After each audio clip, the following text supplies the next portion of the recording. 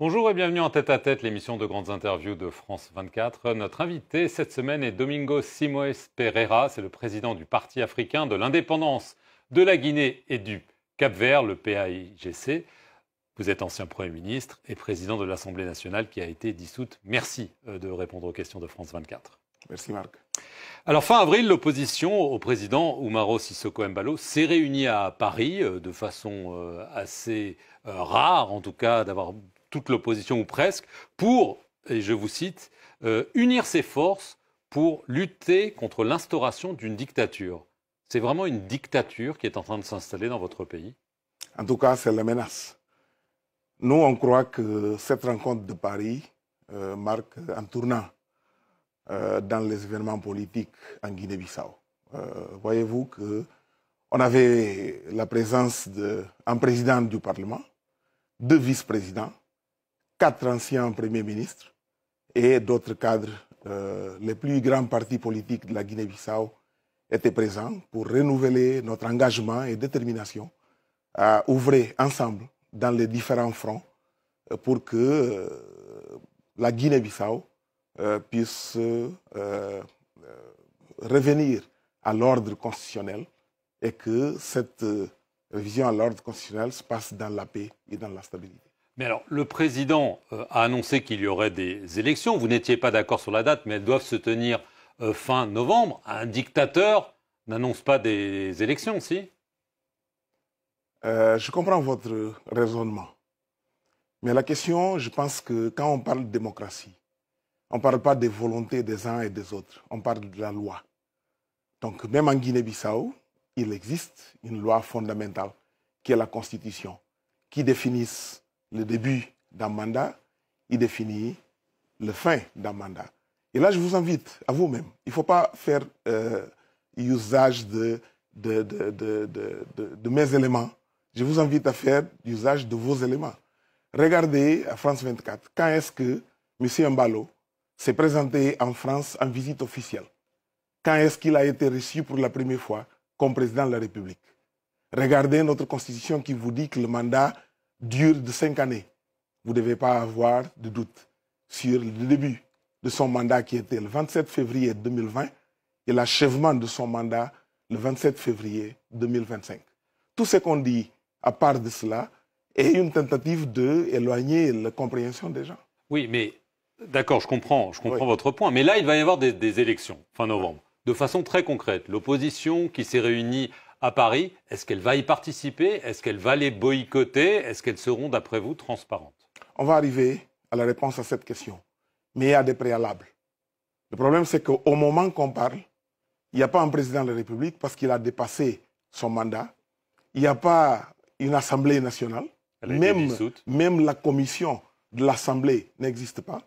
Parce que suivant la compréhension de celui que vous dites un président démocrate, il a le pouvoir de nommer un président ou une présidente à l'échéance comme président de l'Assemblée. Il a pris en otage la Cour suprême. Vous savez que notre Cour constitutionnelle, c'est la Cour suprême qui est nommée par les pairs, les juges. Donc, dans notre cas, on n'a ni la présidence, ni l'Assemblée, ni le gouvernement qui devait être issu des élections législatives, et même pas la Cour suprême. Alors, et on peut parler aussi de la commission électorale qui a achevé son mandat depuis de mai 2022. Donc, sans toutes ces institutions démocratiques, comment vous pouvez attendre une élection claire, juste et transparente? Le président, donc vous contestez, mais il a quand même annoncé, après avoir dit qu'il ne se présenterait pas, qu'il allait se présenter. La question se pose donc, est-ce que vous allez vous présenter ou est-ce que, en raison de ce que vous venez de dire, vous dites « je ne peux pas me présenter à ces élections parce que ce ne sont pas de véritables élections ». La question, la première partie de votre information est intéressante. Quand il a annoncé qu'il n'allait pas se présenter, est-ce que vous avez cru?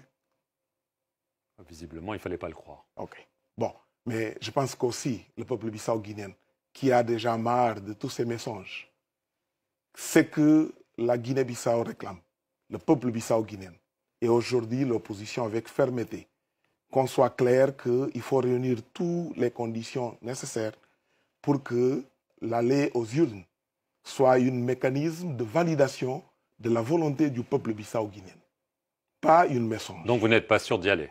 C'est pas ça. On réclame que les conditions soient créées pour que... Mais vous y croyez? Il y a des conditions pour le faire.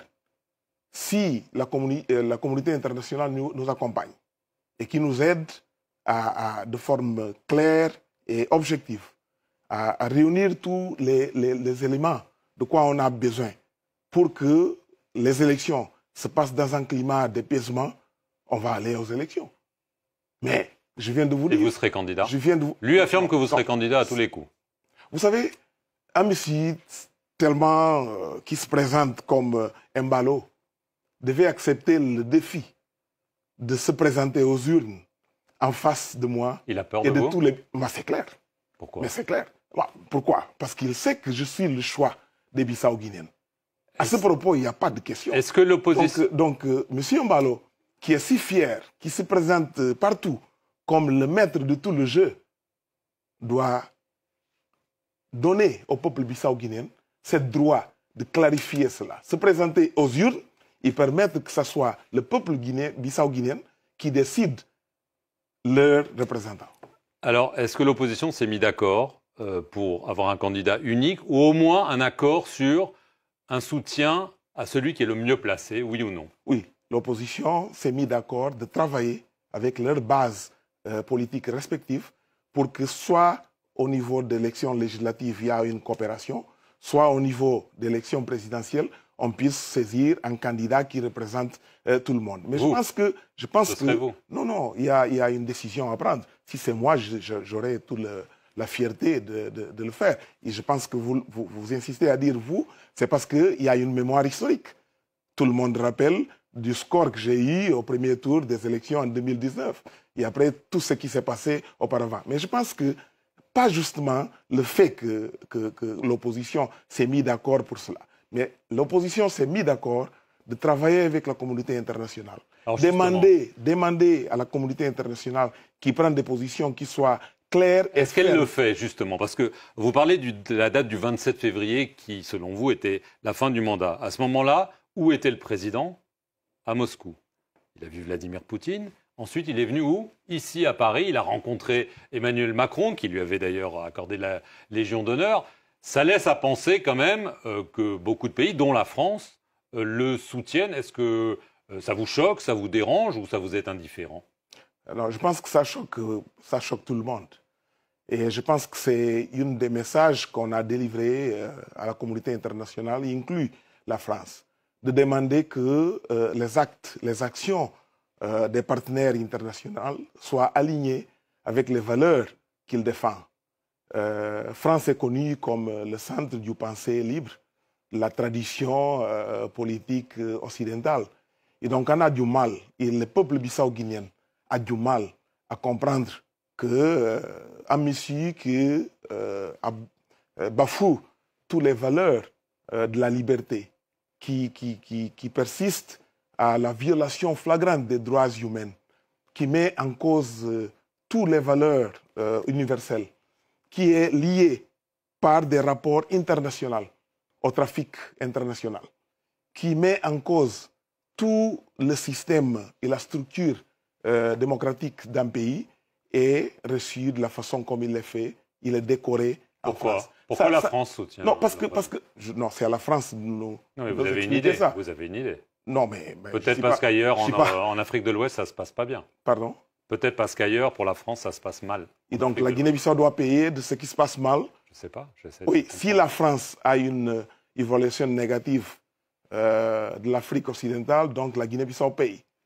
J'espère que ce n'est pas l'intérêt de la France. C'est pourquoi on est venu en France pour demander à la France de revisiter ces éléments, de revisiter tous les éléments qui doivent permettre de travailler avec celles qui sont alignées avec les valeurs démocratiques et aider le peuple bissau-guinéen à s'en sortir de cette trou. Dernière question, vous avez mentionné en passant le trafic. On sait que la Guinée-Bissau est souvent décrit comme un narco-État. Le 16 avril, il y a 4 personnes étrangères qui avaient été condamnées en Guinée-Bissau pour trafic de drogue suite à l'arraisonnement d'un avion avec 2,6 tonnes de cocaïne en septembre dernier. Ils ont été envoyés aux États-Unis et le président Mbalo a dit c'est la preuve que nous combattons le narcoterrorisme, que Washington, l'administration Trump, le reconnaît et que les accusations contre moi sont fausses. Ok, je vais vous donner trois éléments qui je pense que va aider à contextualiser cela.